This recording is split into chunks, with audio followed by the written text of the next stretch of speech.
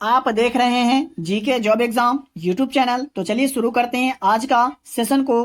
तो आज के क्लास में मैं आपको जीके प्लस जीएस के वैसे प्रश्न पढ़ाने वाला हूं जो एग्जाम में पूछे जाने की काफ़ी संभावनाएं हैं। और इस वीडियो को शुरू से लेकर के अंत तक जरूर देखिएगा।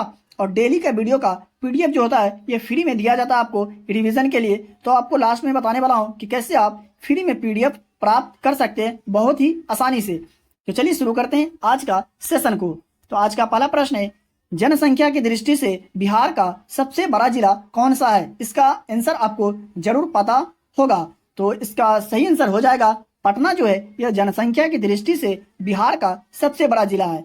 तो बिहार का सबसे बड़ा जिला जनसंख्या की दृष्टि से पटना है। तो सबसे छोटा जिला कौन सा है? तो चलिए मैं आपको वो भी बता देता हूँ। तो शेखपुरा जनसंख्या की दृष्टि से सबसे छोटा जिला है बिहार का। 2 नंबर में भारत के किस राज्य की साक्षरता दर सबसे अधिक है? भारत के वो कौन से राज्य है जिसकी साक्षरता दर जो है सबसे अधिक है? सही आंसर हो जाएगा केरल। केरल राज्य की साक्षरता दर सबसे अधिक है। और सबसे कम कौन से राज्य की है? तो बिहार राज्य की। 3 नंबर में बिहार का रामानुजन किसे कहा जाता है? बिहार का रामानुजन किसे कहा जाता है? सही आंसर होगा डॉक्टर वशिष्ठ नारायण सिंह को बिहार का रामानुजन कहा जाता है। 4 नंबर में बिंबिसार की हत्या किसने की थी? बिंबिसार की हत्या किसने की थी? सही आंसर होगा उसके पुत्र अजात शत्रु ने बिंबिसार की हत्या की थी। क्यों? चलिए मैं आपको बता देता हूं। तो बिंबिसार ने अपने पुत्र अजात शत्रु को युवराज घोषित कर दिया था, लेकिन अजात शत्रु ने जल्द राज्य पाने के लिए बिंबिसार का हत्या कर दिया था। तो आप समझ गए होंगे कि बिंबिसार की हत्या उसके पुत्र ने क्यों किया था। तो चलिए देखते हैं अगले प्रश्न को। 5 नंबर में शिव सिंह के दरबार में विख्यात कवि कौन थे? शिव सिंह के दरबार में विख्यात कवि जो थे कौन थे? सही आंसर होगा विद्यापति शिव सिंह के दरबार में विख्यात कवि थे। विद्यापति मिथिला के राजा कीर्ति सिंह और शिव सिंह के दरबारी कवि थे। तो यहाँ से विद्यापति जो थे और किसके दरबारी कवि थे? तो मिथिला के राजा कीर्ति सिंह। और 6 नंबर में डाक संशोधन विधेयक में पॉकेट वीटो का प्रयोग किस राष्ट्रपति ने किया था? डाक संशोधन विधेयक में पॉकेट वीटो का जो प्रयोग किया गया वे कौन से राष्ट्रपति ने किए थे? सही आंसर होगा ज्ञानी जैल सिंह ने डाक संशोधन विधेयक में पॉकेट वीटो का प्रयोग किया था। भारतीय संविधान के अनुच्छेद 111 के अंतर्गत भारत के राष्ट्रपति के पास 3 प्रकार की वीटो शक्तियां प्राप्त हैं। भारतीय संविधान के अनुच्छेद 111 के अंतर्गत भारत के राष्ट्रपति के पास 3 प्रकार की वीटो शक्तियां प्राप्त है। तो यहाँ से प्रश्न आपसे यह भी पूछा जा सकता है कि भारतीय संविधान के अनुच्छेद 111 के अंतर्गत भारत के राष्ट्रपति के पास कितने प्रकार की वीटो शक्तियां प्राप्त है? तो 3 प्रकार की। दूसरा ये पूछा जा सकता है कि राष्ट्रपति को वीटो की शक्तियां प्राप्त है ये कौन से अनुच्छेद के अंतर्गत आता है? तो अनुच्छेद 111 के अंतर्गत। अगला प्रश्न को देखते हैं। 7 नंबर में नील दर्पण नामक पुस्तक के लेखक कौन है? नील दर्पण नामक पुस्तक के लेखक कौन है? सही आंसर हो जाएगा दीनबंधु मित्र जो है ये नील दर्पण नामक पुस्तक के लेखक है। 8 नंबर में असहयोग आंदोलन की शुरुआत कब हुई थी? असहयोग आंदोलन की शुरुआत कब हुई थी? सही आंसर होगा 1920 में असहयोग आंदोलन की शुरुआत हुई थी।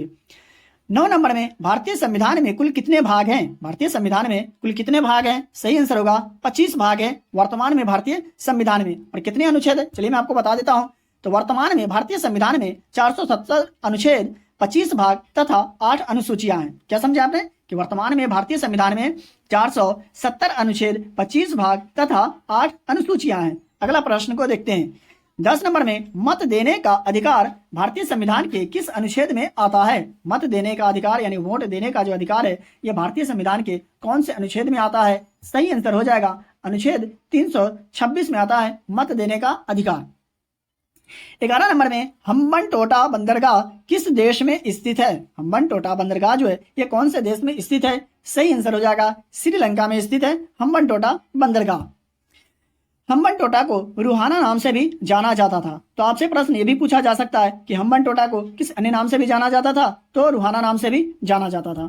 12 नंबर में रंगराजन समिति का गठन कब किया गया था? रंगराजन समिति का जो गठन हुआ ये कब किया गया था? सही आंसर हो जाएगा 1993 में रंगराजन समिति का गठन किया गया था। 13 नंबर में 1919 से 1920 में दरभंगा किसान आंदोलन के प्रमुख नेता कौन थे? 1919 से 1920 में हुए दरभंगा किसान आंदोलन के जो प्रमुख नेता थे कौन थे? सही आंसर हो जाएगा सहजानंद सरस्वती। 1919 से 1920 में हुए दरभंगा किसान आंदोलन के प्रमुख नेता थे।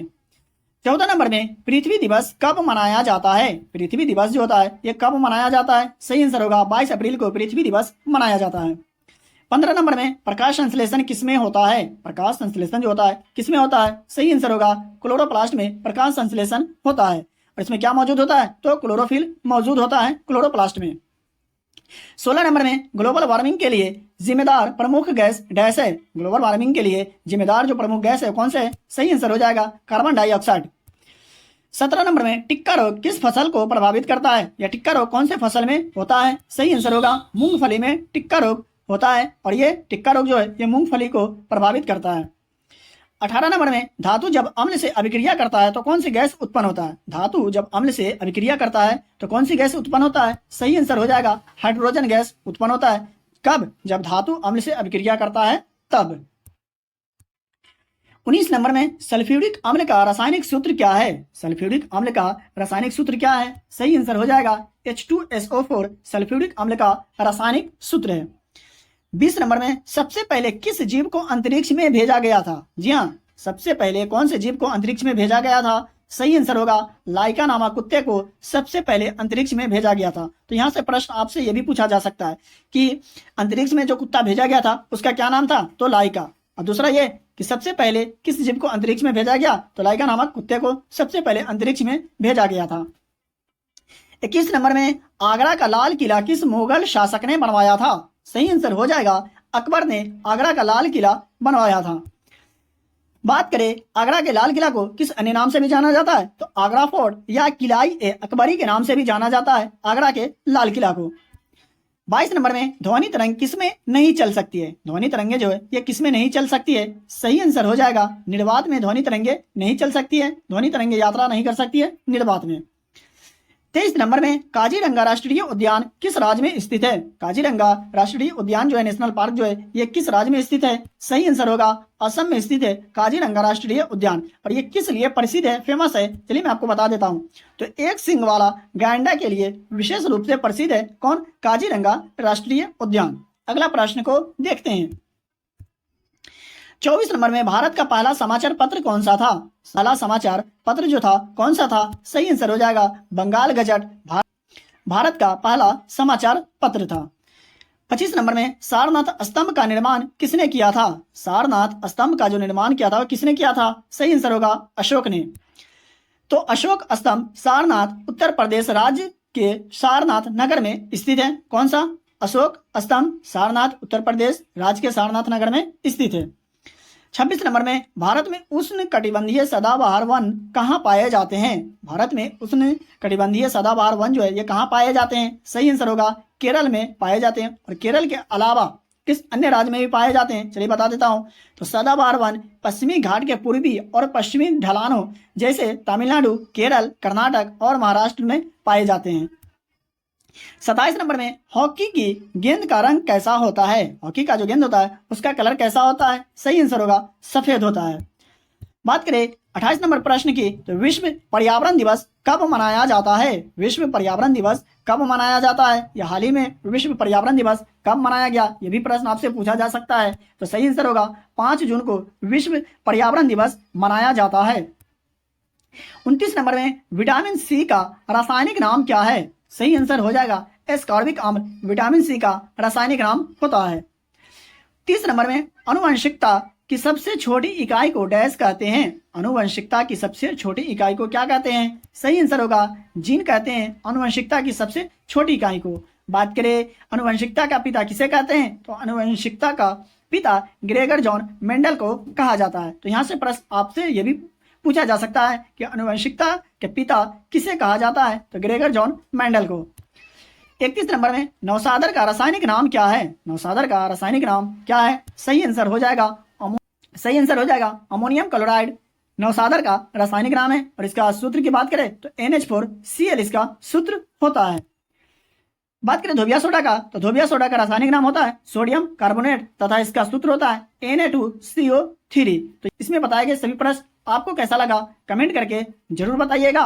और हाँ, आप अभी तक वीडियो को लाइक नहीं किए तो वीडियो को लाइक कर दीजिए, चैनल को सब्सक्राइब करके बेल आइकन को जरूर प्रेस कर दीजिए, क्योंकि यहाँ आपको फ्री में PDF भी दिया जाता है और वही प्रश्न के साथ पढ़ाया जाता है जो आपके एग्जाम में पूछे जाने की संभावनाएं होती है और इससे पहले वाले एग्जाम में पूछे जा चुके होते हैं। उसी के आधार पर कुछ पुराने प्रश्न और नए प्रश्न भी आपको पढ़ाए जाते हैं जो आपके एग्जाम में आने की संभावनाएं होती है। तो PDF के लिए डिस्क्रिप्शन में दिए गए टेलीग्राम चैनल को लिंक से ज्वाइन करें और डेली के PDF फ्री में प्राप्त करें। तो चलिए मिलते हैं फिर से एक नए वीडियो में।